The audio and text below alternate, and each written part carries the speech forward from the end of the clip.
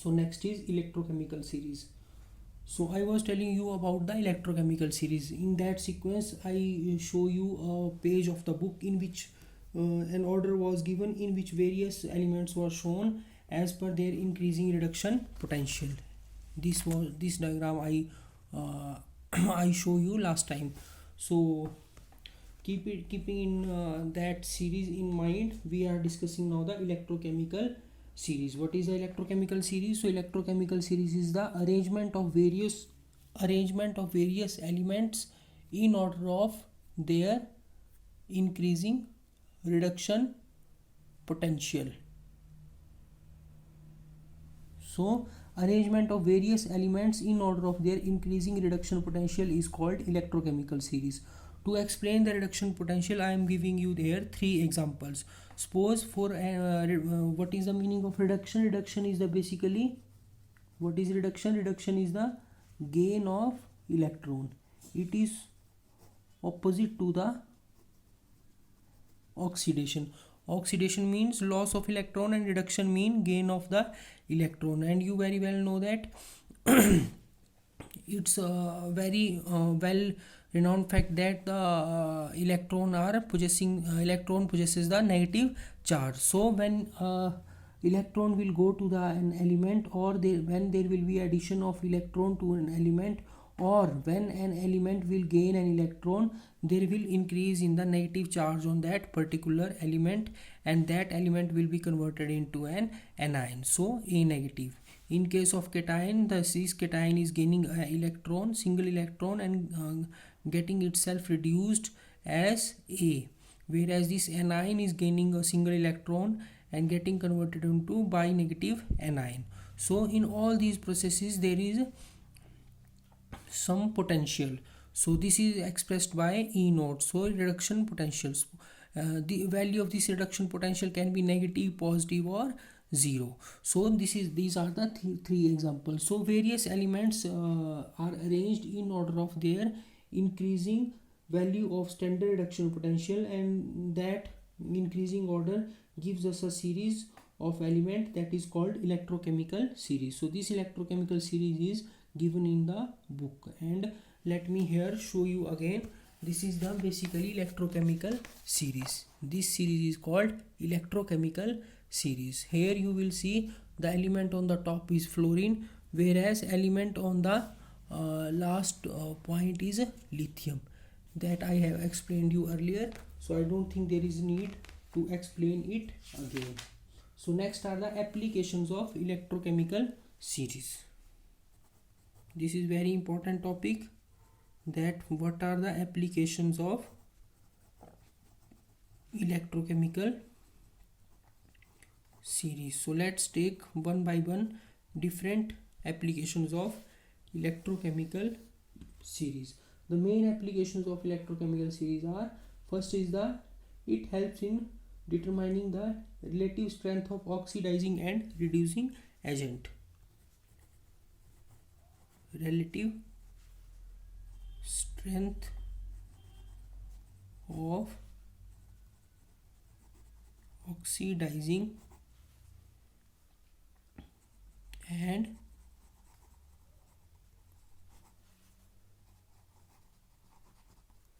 reducing agents. So with the help of electrochemical series, we can predict the relative oxidizing or reducing strength of the substances. So first of all, you must remember that what is oxidizing and reducing strength. Oxidize means loss of electron, and reduce means the gain of the electron. So different elements have different oxidizing and reducing tendencies of substances. In the electrochemical series, the substances are arranged in the decreasing order of electrode potential, that is decreasing tendency for reduction to occur, or power as the oxidizing agent. So that can be seen in the electrochemical series.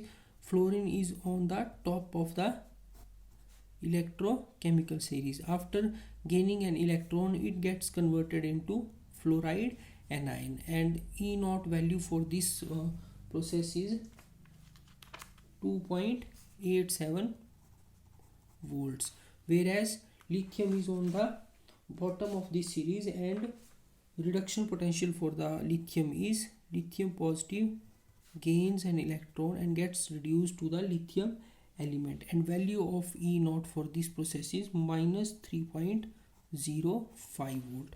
This is on the top and this is on the bottom. Between them there are lot of elements. So I was telling you, in the electrochemical series the substances are arranged in the decreasing order of electrode potential, that is decreasing tendency for reduction to occur or power as the oxidizing agent.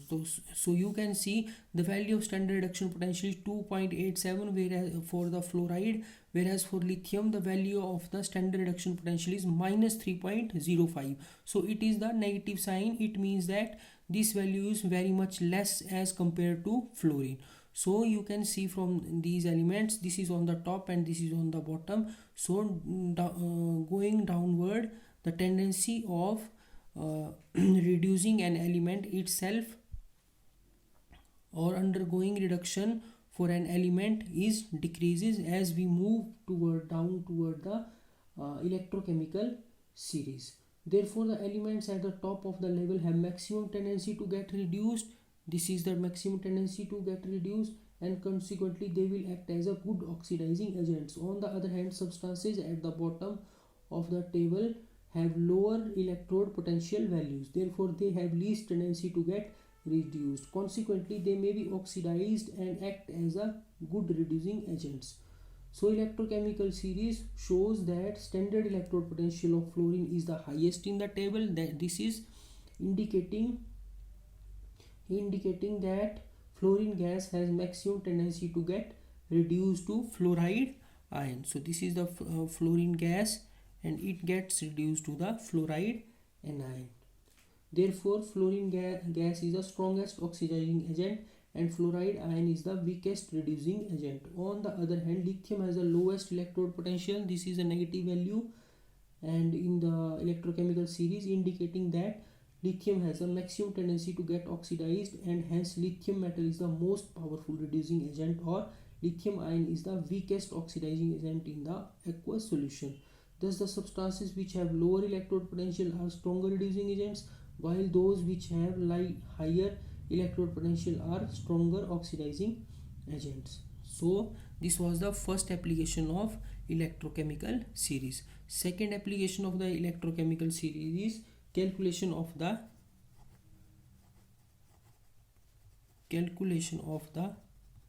electromotive force of the cell. So the EMF of the cell, which is the difference between the reduction potential of the cathode and anode, is determined as per following steps. In first step, we write the two half cell reaction in such a way that reaction taking place at the left hand electrode is written as the oxidation reduction, and that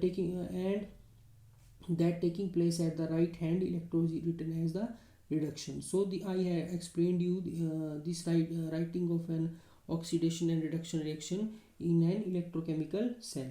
So after that we multiply one of the equation if necessary by suitable number to equate the number of electrons in the two equation. So however, it may be noted that electrode potential values E naught are not multiplied. So I will explain you it by taking an example.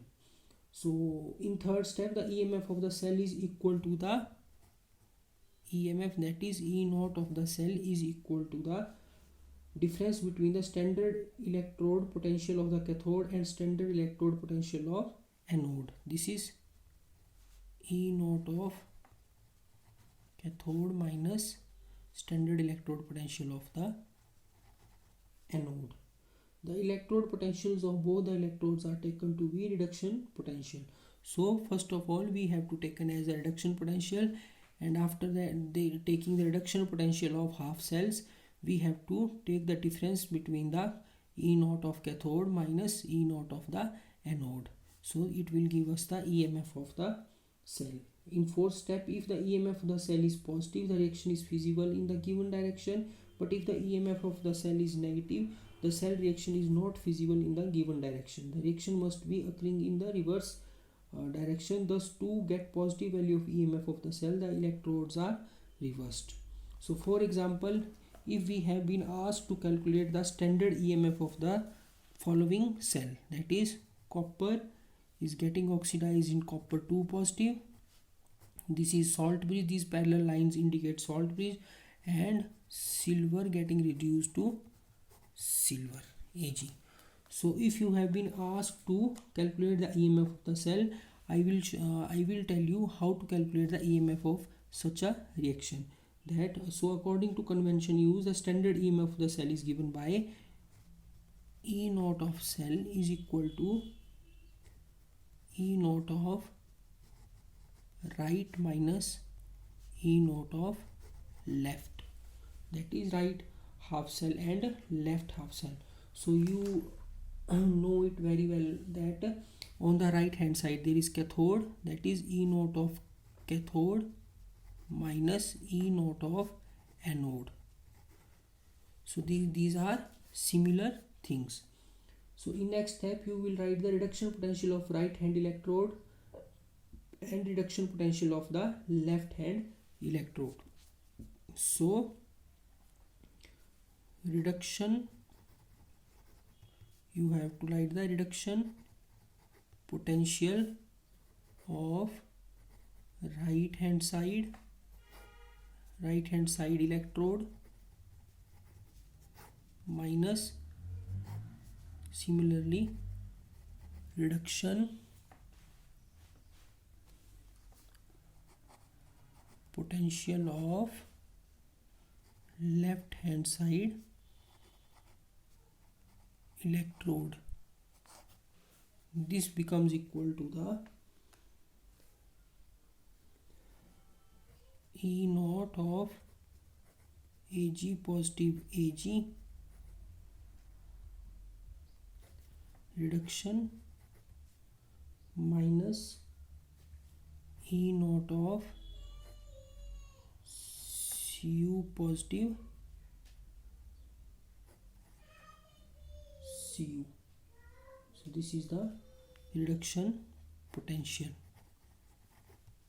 In next step you have to write the values of standard reduction potential from the electrochemical series. There has been given the standard reduction potentials of the in the electrochemical series like it. So you have to write 0.80 minus 0.34, it's plus 34. So it will become E naught of the cell will be equal to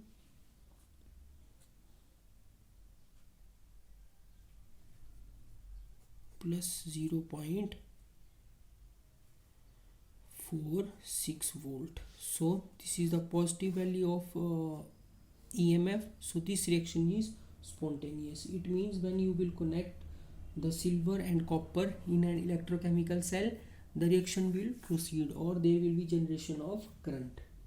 So this is the very simple. So you can calculate the EMF of various other cells with the help of electrochemical series. And next is the predicting feasibility of the reaction. So feasibility means that whether a reaction will whether electrochemical reaction between two different electrodes will go forward or not, or that it will go itself forward or not. So electrochemical series help in finding out whether a given redox reaction is feasible or not in the given direction from the E naught value of the two electrode. So the value of E naught of the cell should be positive for a spontaneous or feasible reaction, as I calculated in last example. Further, in general, a redox reaction is feasible only if the species which has higher reduction potential is reduced, that is accepts the electron, and the species which has lower reduction potential is oxidized or loses the electron. So let me take you that very first values I told you. in this reaction, that in these reactions the fluorine is getting reduced into fluoride, whereas lithium positive is getting reduced to lithium. If you will see these two reaction, the value of standard reduction potential of fluorine is very much higher as compared to lithium, or simply it may be higher than simply by 1 unit. Then it will also be called as higher than the lithium. So if these two elements or these two metals are coupled in a electrochemical cell, you will see that this fluorine will undergo reduction because of higher reduction potential of fluorine as compared to lithium. So the reaction will be feasible only if the metal with the higher reduction potential is undergoing reduction, and the metal with the lower reduction potential is undergoing oxidation. So this is the, let me repeat again, a redox reaction is feasible only if the species which has higher, this fluorine has higher reduction potential is reduced, that is accepting the electron, and the species which has lower electrode potential is oxidized, that is losing the electron. So this will show the feasibility of the reaction. So if you have been given two elements and you will see the and the reduction potential are given, so you can very easily predict that among between those two elements, which element will undergo reduction and which element will undergo oxidation. So last application of this electrochemical series is to predict whether a metal can liberate hydrogen from acid or not. So this is the fourth application, to predict whether a metal can liberate hydrogen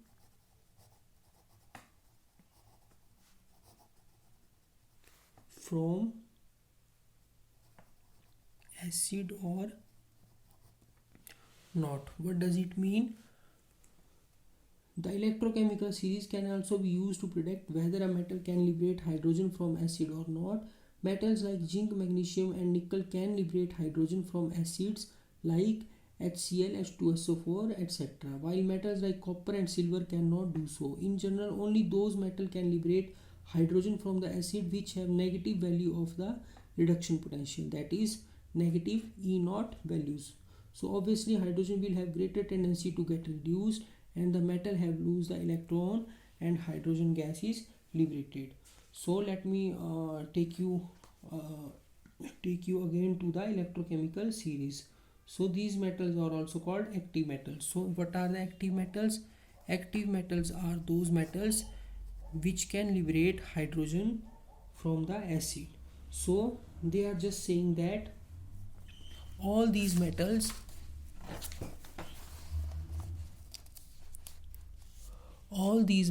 which have negative reduction potential in electrochemical series, that is they are below the hydrogen, they can liberate hydrogen from the acids. It means if an acid, you have been given an acid, that is suppose that you have been given HCl and you are provided this HCl is coupled with the metal which is below the hydrogen in electrochemical series. Suppose there is nickel or some other metal that will liberate hydrogen from this acid, that is hydrogen, that is H positive plus Cl negative. In HCl hydrogen is present as H positive. So they are saying that these metals will liberate hydrogen, that is proton will be converted into hydrogen gas if it will be kept with these elements which are below the hydrogen in the electrochemical series. So all these metals are called active metals. Why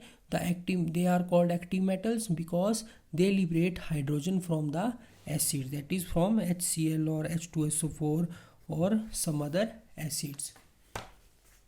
So these are the applications of electrochemical series. So next time we will take the next topic, which are what are the delta G, delta H and delta S in case of EMF, and how they are calculated from the EMF data.